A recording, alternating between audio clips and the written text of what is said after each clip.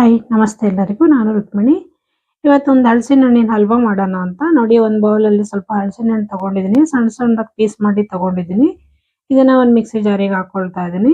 ಹಾಕೊಂಡು ಇದನ್ನ ಸಣ್ಣ ಪೇಸ್ಟ್ ಮಾಡ್ಕೊಂಡ್ ಬರ್ತೀನಿ. ತುಂಬಾ ಸಣ್ಣ ಅಂದ್ರೆ ತುಂಬಾ ಸಣ್ಣ ಪೇಸ್ಟ್ ಮಾಡ್ಕೋಬೇಕಾಗತ್ತೆ. ನೋಡಿ, ಈ ಹದದಲ್ಲಿ ಪೇಸ್ಟ್ ಮಾಡ್ಕೊಂಡಿದ್ದೀನಿ.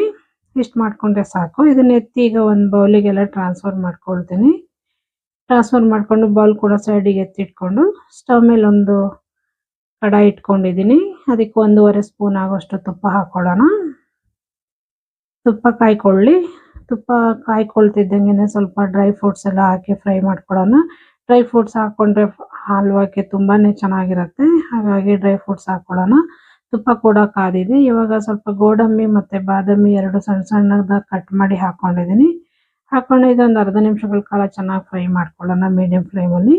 ಫ್ರೈ ಆಗ್ತಿದ್ದಂಗೆ ಸ್ವಲ್ಪ ದ್ರಾಕ್ಷಿ ಕೂಡ ಹಾಕಿ ಫ್ರೈ ಮಾಡ್ಕೊಳ್ಳೋಣ.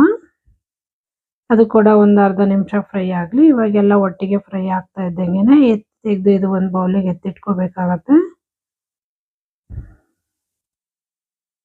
ನೋಡಿ, ಫ್ರೈ ಆಗಿದೆ ಕೂಡ ಇದು. ಇವಾಗ ತೆಗೆದು ಎಲ್ಲ ಒಂದು ಬೌಲಿಗೆ ಟ್ರಾನ್ಸ್ಫರ್ ಮಾಡ್ಕೊಳ್ತೀನಿ. ಹಲಸಿನ ಹಣ್ಣು ಸೀಸನ್ ಅಲ್ಲಿ ಹಲಸಿನ ಹಣ್ಣು ಹಲ್ವಾ ಮಾಡ್ಕೊಂಡ್ರೆ ತುಂಬಾ ಚೆನ್ನಾಗಿರುತ್ತೆ. ತುಂಬಾ ತರಾವರಿ ರೆಸಿಪಿಗಳನ್ನ ಮಾಡ್ಕೋಬಹುದು. ಈಗ ಅದೇ ಕಡಾಯಿಗೆ ತುಪ್ಪ ಇತ್ತು, ಅದ್ರ ಜೊತೆಗೆ ಸ್ವಲ್ಪ ಹಲಸಿನ ಹಣ್ಣು ಪೇಸ್ಟ್ ಮಾಡಿ ಇಟ್ಕೊಂಡಿದ್ವಲ್ಲ ಅದನ್ನ ಹಾಕೊಂಡು ಚೆನ್ನಾಗಿ ಫ್ರೈ ಮಾಡ್ಕೊಳ್ಳೋಣ. ಇದನ್ನ ಒಂದು 10 ನಿಮಿಷಗಳ ಕಾಲ ಆದ್ರೂ ಚೆನ್ನಾಗಿ ಕಲರ್ ಬರೋವರೆಗೂ ಇದನ್ನ ಫ್ರೈ ಮಾಡ್ಕೋಬೇಕಾಗತ್ತೆ. ಇದ್ರಲ್ಲಿ ನೀರಿನ ಅಂಶ ಎಲ್ಲ ಹೋಗಿ ಅಂಟಂಟ್ ಬರಬೇಕು. ಇದು ಅಲ್ಲಿವರೆಗೂ ಫ್ರೈ ಮಾಡ್ಕೋಬೇಕಾಗತ್ತೆ. ನೋಡಿ, ಈ ತರ ಅಂಟಂಟ್ ಬರಬೇಕು. ಅಲ್ಲಿವರೆಗೂ ಇದನ್ನ ಫ್ರೈ ಮಾಡ್ಕೊಂಡಿದ್ದೀನಿ ಕೂಡ. ಅಂಟಂಟ್ ಕೂಡ ಬಂದಿದೆ. ಈಗ ಸ್ವಲ್ಪ ನೋಡ್ಕೊಂಡು ಸಕ್ಕರೆ ಹಾಕೊಳ್ಳೋಣ.